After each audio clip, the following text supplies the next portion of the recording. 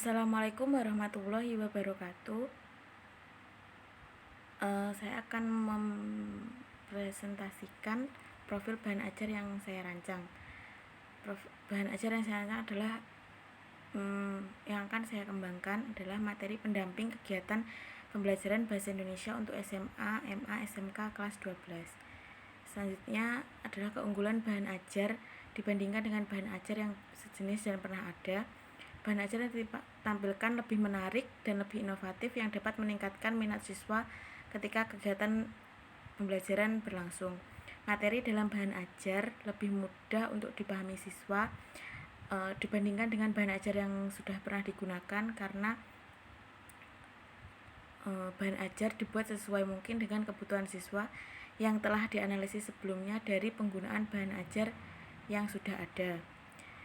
Lalu bentuk bahan ajar yang akan dikembangkan adalah audiovisual, yakni bahan ajar dibuat dengan PowerPoint yang berisi materi dan video penjelasan dari pendidik seperti ketika di kelas namun secara virtual, seperti platform-platform bimbel online, contohnya seperti Ruang Guru. Lalu pengertian struktur dan ciri kebahasaan teks surat lamaran kerja. Pengertian surat lamaran pekerjaan merupakan suatu surat dari seseorang yang membutuhkan pekerjaan kepada orang atau pejabat yang bisa memberikan pekerjaan atau jabatan. Surat lamaran pekerjaan biasanya bersifat formal ataupun resmi, misalnya surat untuk melamar pekerjaan menjadi karyawan ataupun jabatan tertentu sesuai pada permintaan perusahaan dan iklan yang ditawarkan oleh perusahaan.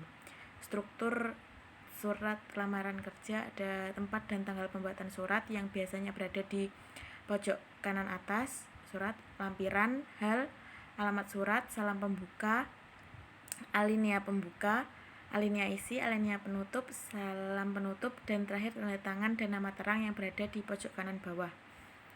Lalu ciri kebahasaan ada bahasa yang digunakan adalah bahasa yang benar, yaitu bahasa yang baku dan dengan ejaan yang sesuai EYD, bahasa menggunakan kata-kata yang sopan, bahasa surat berisi kata pengantar yang jelas, singkat, padat, informatif, dan harus tepat sasaran.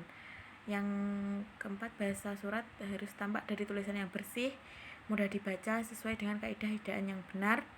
Ya, dan yang terakhir, melengkapi bagian surat dengan norma bahasa surat, yakni seperti penulisan unsur hal, tempat, tanggal, alamat, salam pembuka, isi surat, salam penutup, tanda tangan, dan nama terang. Lalu yang terakhir adalah indikator kegiatan, judul bab, dan rubrik penilaian. Untuk indikatornya yang pertama ada memahami unsur kebahasaan surat lamaran pekerjaan, lalu mengidentifikasi penulisan surat lamaran pekerjaan sesuai dengan kaidah penulisan EYD, dan yang terakhir ada mengidentifikasi isi daftar riwayat hidup.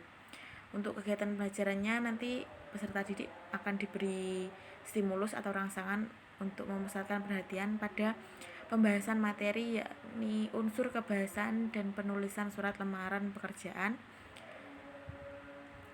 Lalu guru bisa memberikan kesempatan pada peserta didik untuk mengidentifikasi sebanyak mungkin pertanyaan yang berkaitan mengenai materi tersebut. Lalu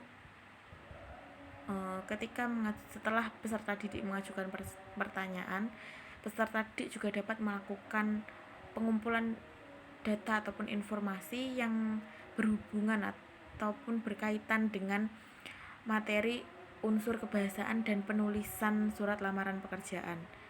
Selanjutnya nanti peserta didik bisa dibentuk kelompok oleh guru.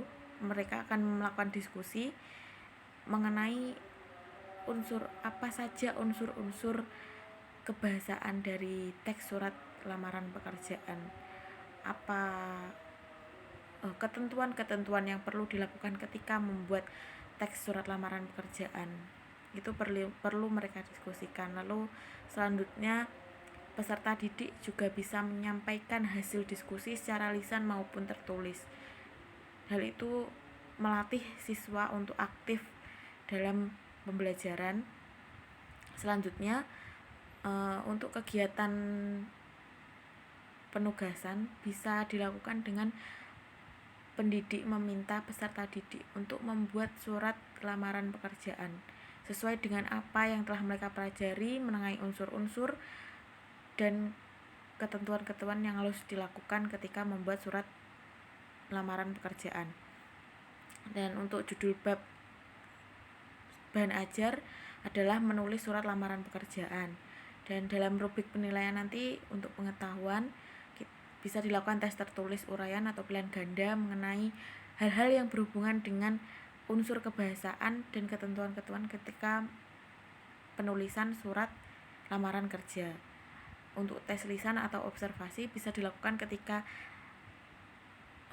dilakukan diskusi tanya jawab antara teman sejawat ataupun dengan guru.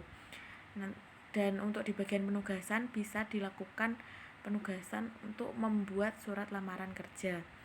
Untuk bagian keterampilan ada penilaian unjuk kerja. Instrumen penilaiannya bisa dilihat ada kesesuaian dengan struktur, keserasian pemilihan kata, kesesuaian penggunaan tata bahasa, dan pada bagian penulisannya. Untuk kriteria penilaian atau perskoran itu ada sangat baik, baik, kurang baik, dan tidak baik. Ada juga ini instrumen penilaian diskusi, yaitu penguasaan materi diskusi, kemampuan menjawab pertanyaan, kemampuan mengolah kata, kemampuan menyelesaikan masalah. Dan untuk kriteria penskorannya tetap sama.